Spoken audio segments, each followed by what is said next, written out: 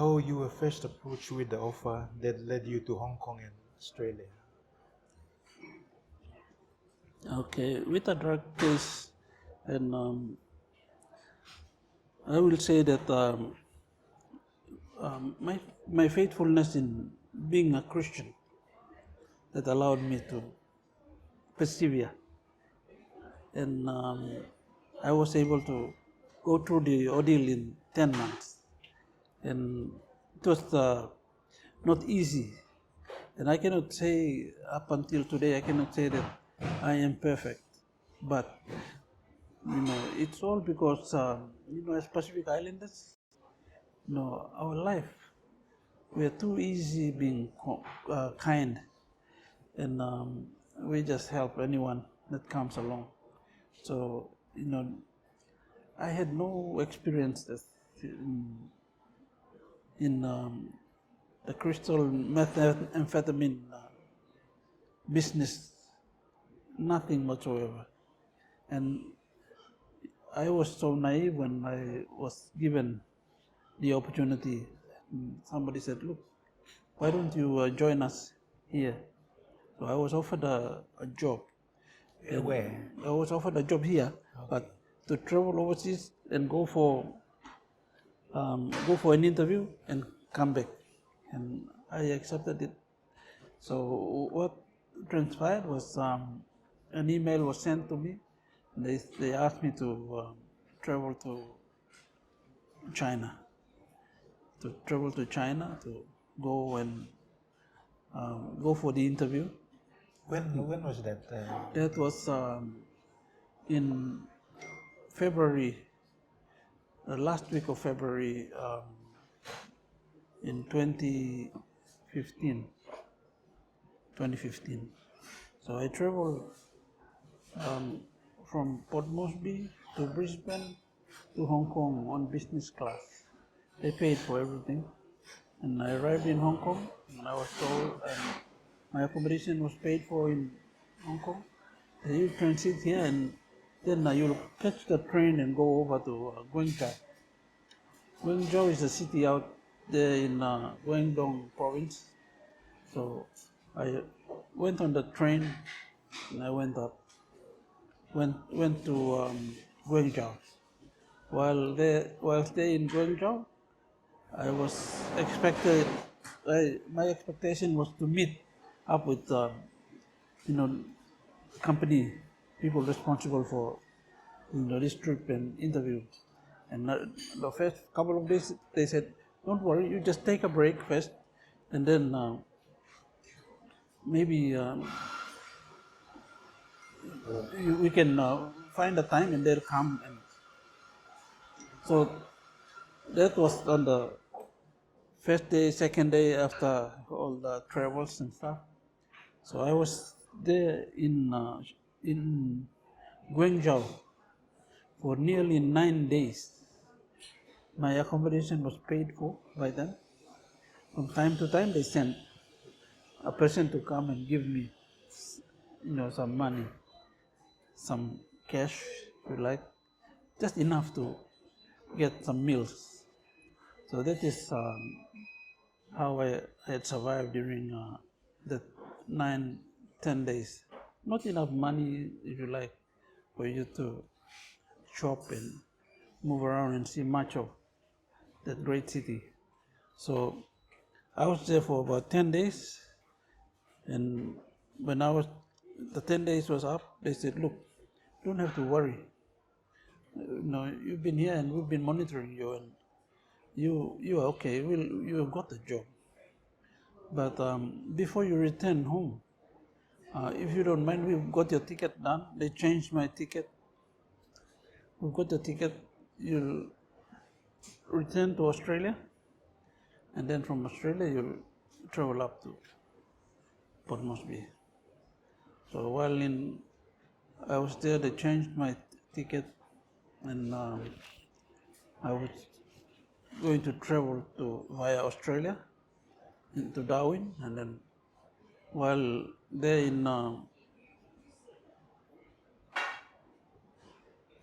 in China, in Guangzhou, they asked me, they said, look, if you are returning, you don't mind, can you carry some stuff? There's some footwear here, ladies' boots, ladies' footwear. Can you take it with you and take it to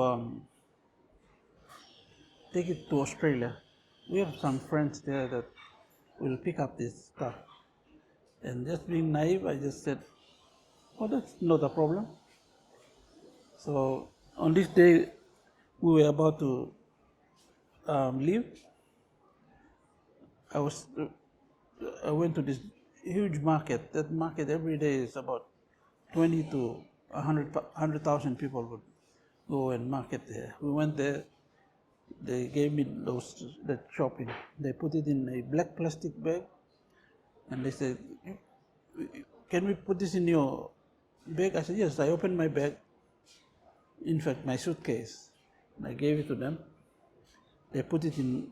I said, "Suitcase is open. You can put the stuff in now. It's all right." And I bought some little stuff as well, but that was it.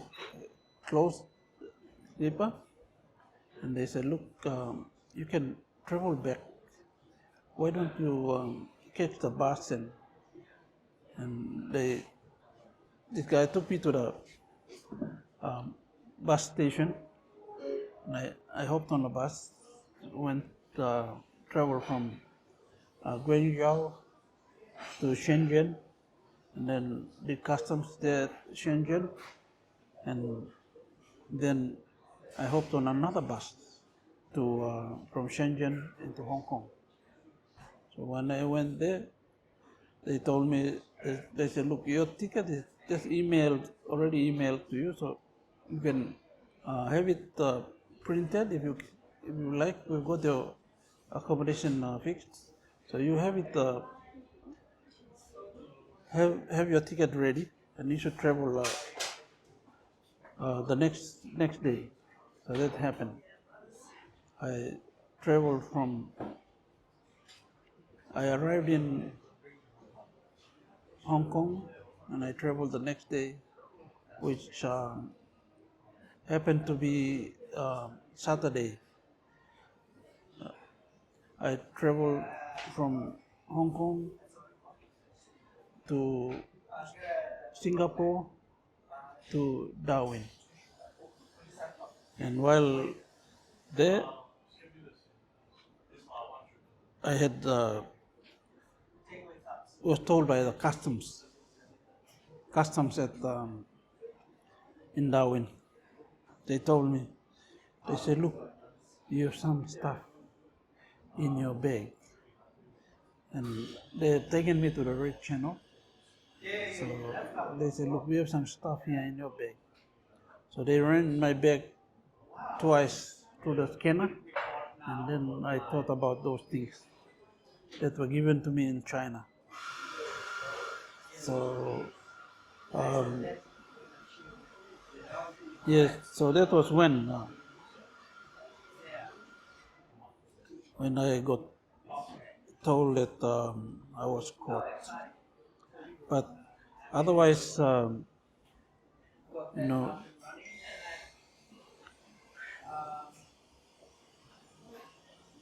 the experience in itself is something. Okay. So, what were your thoughts when you were arrested and told that there were drugs in your luggage? Okay, when I was at the airport, it came to me as a shock. It came to me as a shock because I had no idea what was happening, what was going on, and because I was carrying this stuff that I never knew they were illegal. That was the only the only thing that caught me by surprise. Because if I had known that I was carrying this stuff that is illegal, I would have left those things. But I didn't. I never knew. I never suspected it at all. And because in my life I had never had an encounter with users of ice and this crystal methamphetamine, and I had no idea what the drug was used for.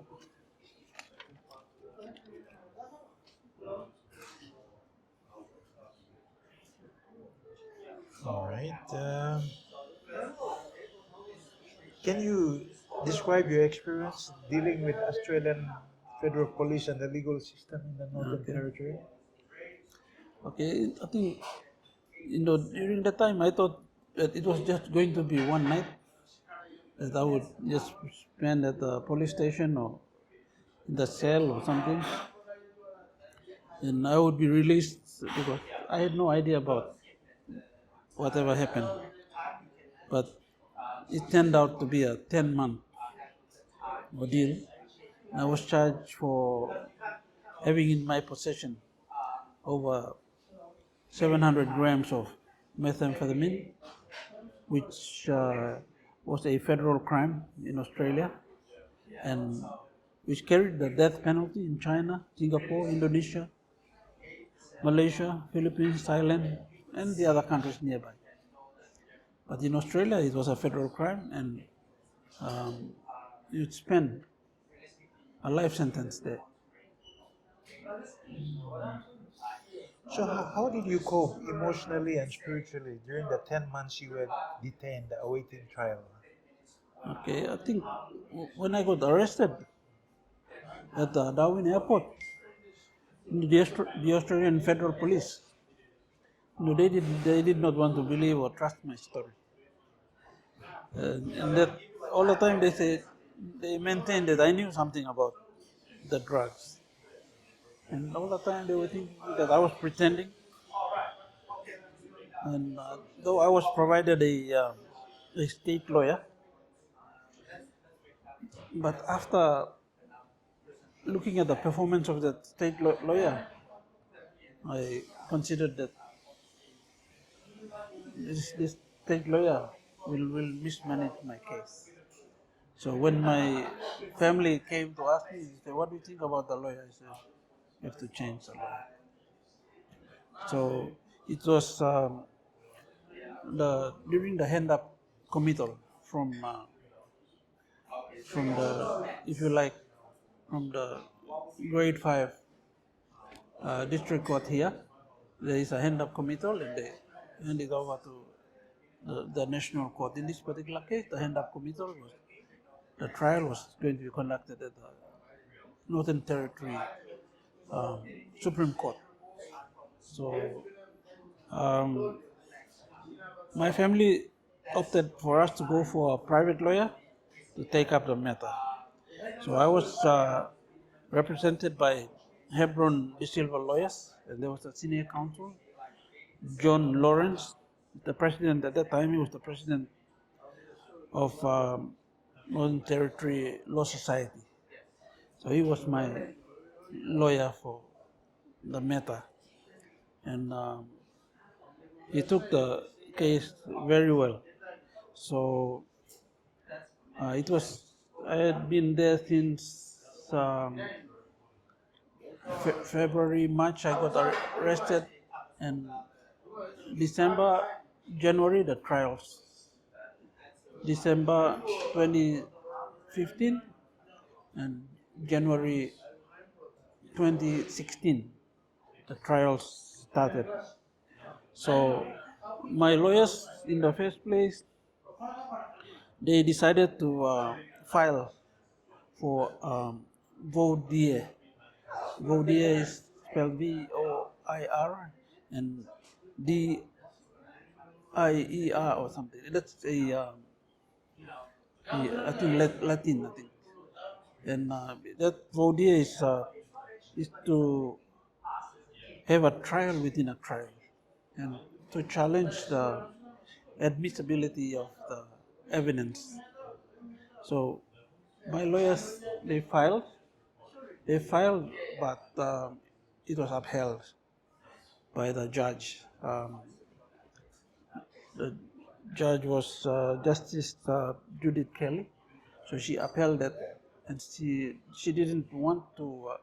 If she had awarded it to us, it would have disqualified a lot of areas that we would have won the case, because I would have been charged for I would have been charged with just possession alone, and I would be just guilty that the stuff was in there. But when they left the matter as it is, the trial to continue, then there was other areas. So when she was giving a decision and we lost that application, we went for the normal trial, and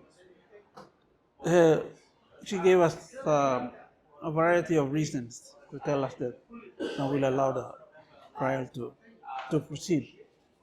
So yes, we went forward with the trial, and the trial lasted for a week. So during the during the during the trial, the the judge the judge asked me to make a plea, to enter a plea when to enter a plea to plea whether you are guilty or not guilty. So I entered a plea of not guilty. So by law, there when we enter a plea, um, like when you say you are not guilty, then that's it. The lawyers will have to work very hard on the other side with prosecution, and the court system there is such that you have a jury that is appointed by the court. So they will these are citizens, about 10 or 11 man-woman team, and they will sit on the trial, and they will make an assessment later on to pronounce that, after listening to the trial, to pronounce that someone is guilty or not guilty. So during that time when the jury was able to do their work, they assessed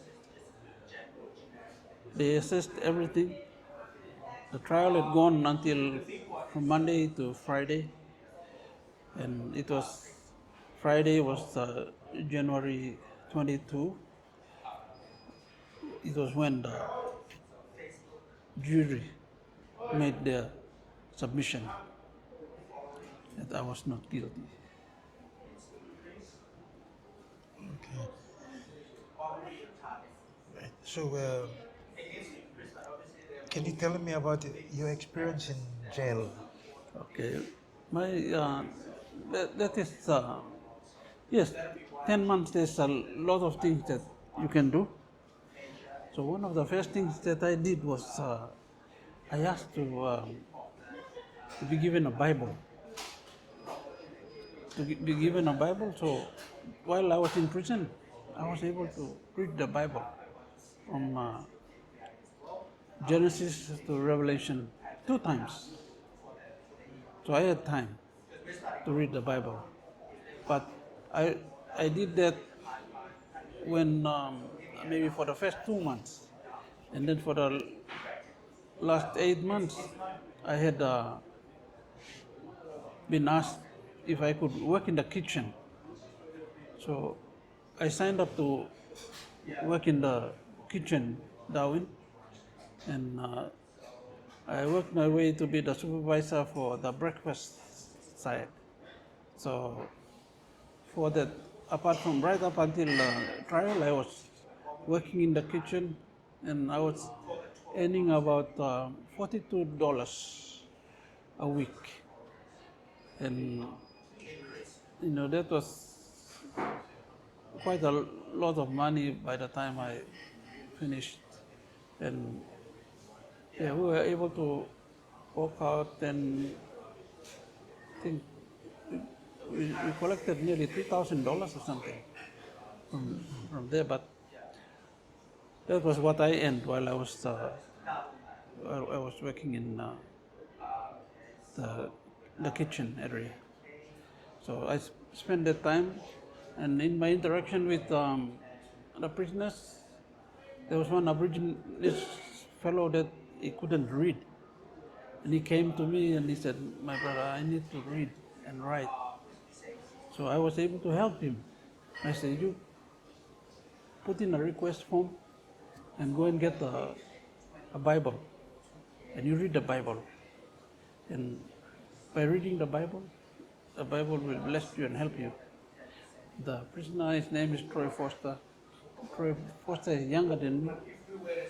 I was able to help him, and he was able within 2 or 3 months, and that was something that I was able to do with the other prisoners. During the Saturdays, they used to come and have worship, so I would spend the Saturdays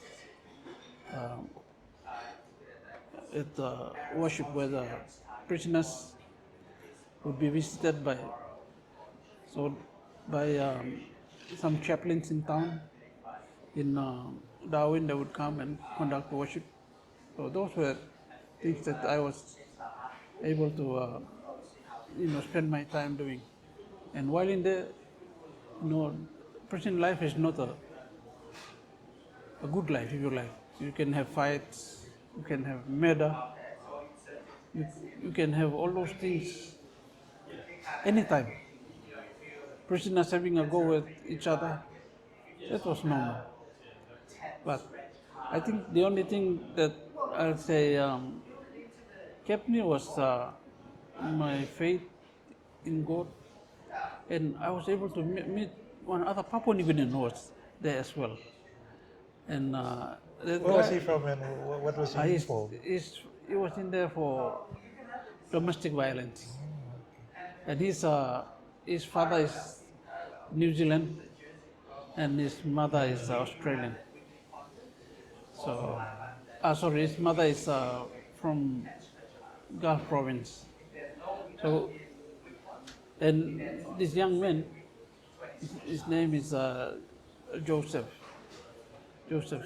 Sarakon, and he had that I was in prison. So one day he met up with me and he said, "Look, don't worry, you are in good hands."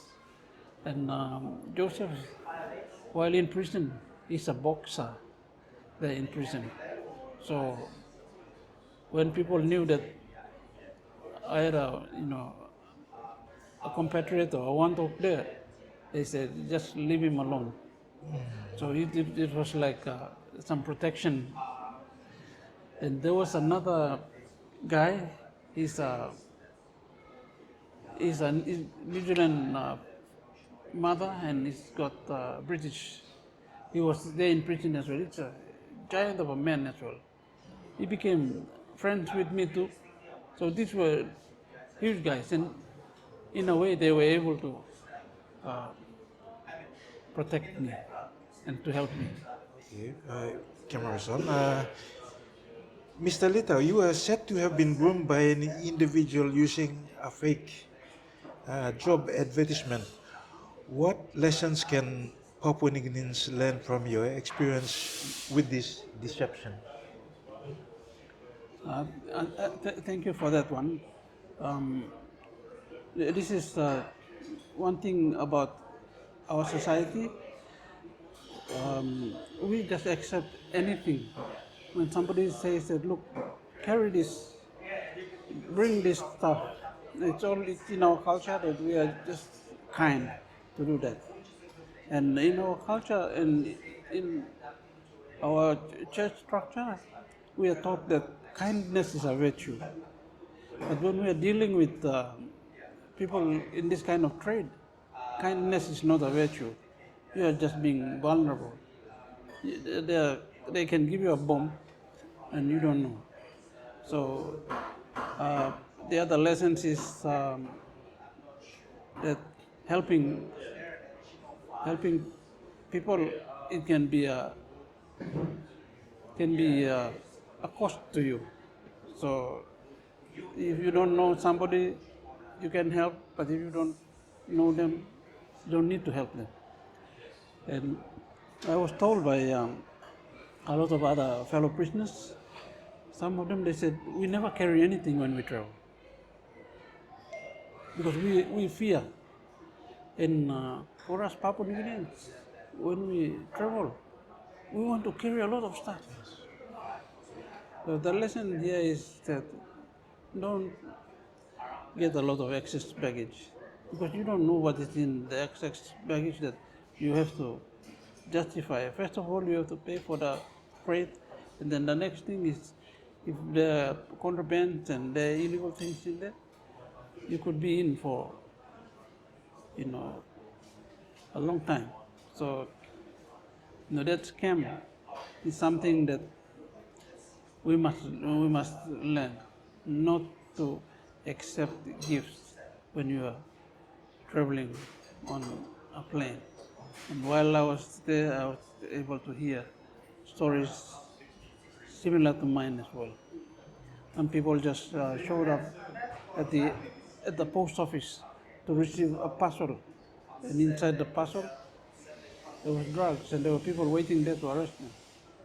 So never accept anything you don't know and anything that looks suspicious, even a laptop, um, mobile phone. Somebody says that, look, take this mobile phone and go and bring it to my relative in Port Moresby. Don't, don't do that, because, or even out of Port Moresby, carry a computer. Inside the computer, it could be loaded with stuff. So that's something that,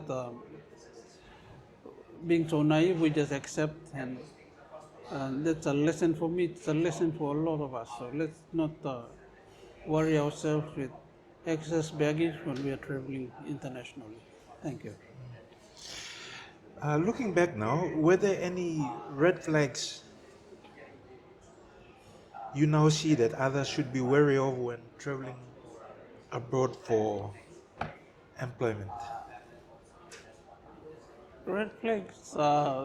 First, we have to do a search. You need to do a search on the sponsors of your ticket.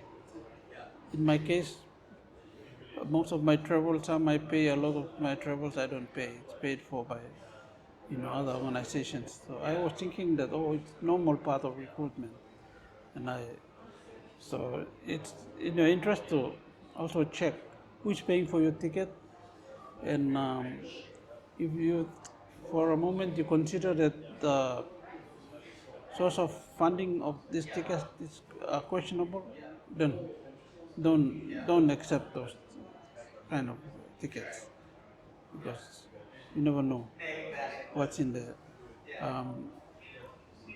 The other things are that you will never be told a lot of things until you are caught. So those are some of the experiences that I've had. Mr. Litau, do you think enough is being done in Papua New Guinea to raise awareness about international criminal syndicates and trafficking tactics? I, I don't think a lot is being done. Here in Port Moresby, I hear there's, people who are into this drug thing. There's a big business going on, but whether we have the laws or we have the capacities, I don't think we have the capacities, because we've seen recently there's a plane load of drugs that had come into the country and gone, and the plane crashed somewhere, Lea or someplace like that. And the matter was mismanaged, and those people they got away. In Australia, once they are caught, it's a federal crime and there's no bail. They're in prison until the matter gets sorted out. And then in those other countries like Indonesia and Philippines, they have death penalty. So Papua New Guineans, when you are traveling abroad, you must know those countries they have death penalty. So don't think that you will survive. You might spend a lifetime there in prison. Australians are being killed in Indonesian prisons because they're, they're just stupid. They carry those things. And I don't think we are doing much here in the country. Now we see young people now, they are intoxicated, involved in crime and all that. And that's just an example for us to see that we are not at a stage where we can manage those things now, like the recent crimes in Kokopo, for that matter. Mr. Litau, can you tell me how was your faith in helping you getting through the darkest moments of this ordeal? I think without faith, I would not be able to get by. And it's a good thing to have. It's a good thing to spend time to pray, to read the Bible. And I think that was my best preoccupation while I was there in jail. I was able to wake up early, read the Bible for an hour, and then in the evening when I'm not too tired, I can also read for an hour. When I have not much to do, I was able to do my Bible study. So that really helped me a lot.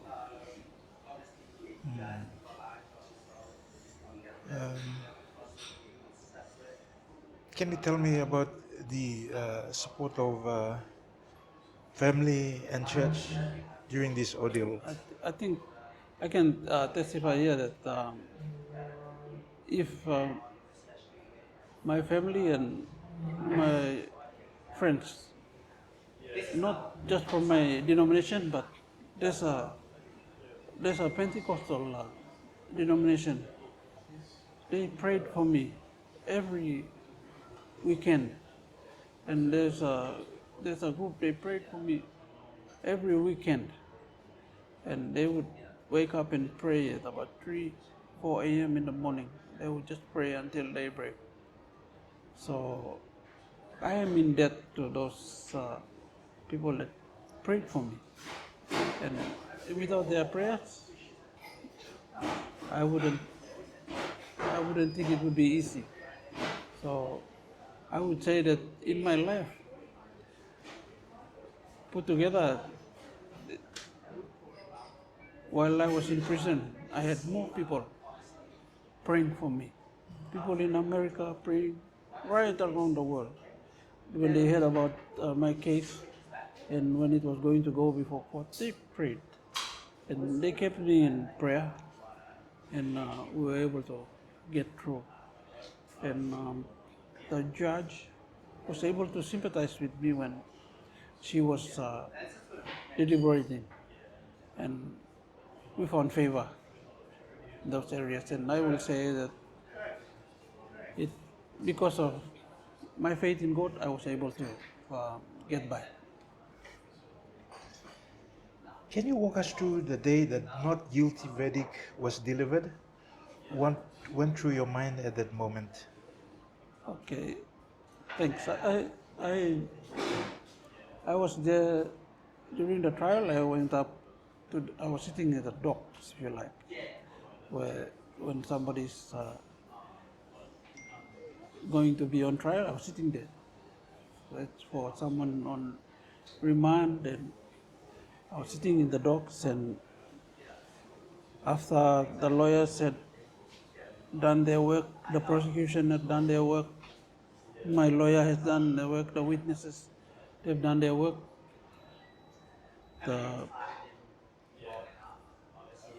jury had to do their final job. So the jury was asked by the judge, said, "Jury, do you have a verdict ready?" And the jury said, "Yes, we have a verdict ready." So the judge mentioned to the associate, said, "Associate, please take the decision." So the foreman of the jury stood up and they just said two words, "Not guilty." And during that time, it was my wife and my daughter, they had been there, they had been attending the trial for the week.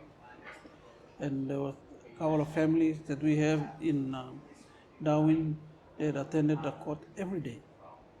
And I know that they spend time praying. And,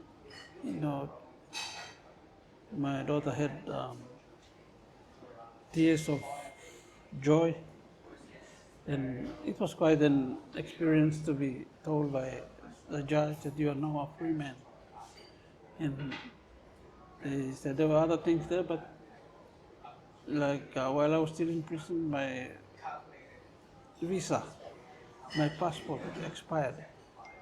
So I could have been Illegally yes, in Australia. yes, I was still there, and the judge said, "Look, that's not for me. That's another case there."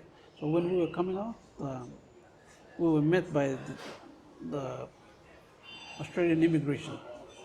They said, "Look, we can arrest you now because you are now an illegal, an immigrant, if you like, no, and your documents are not in order." And fortunately, my wife was able to get another passport, and said, "No, here's a document here.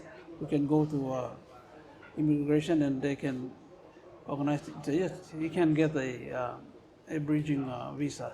So I was given a bridging visa, and when I was going there to get the bridging visa, I asked my lawyers to accompany me because, um,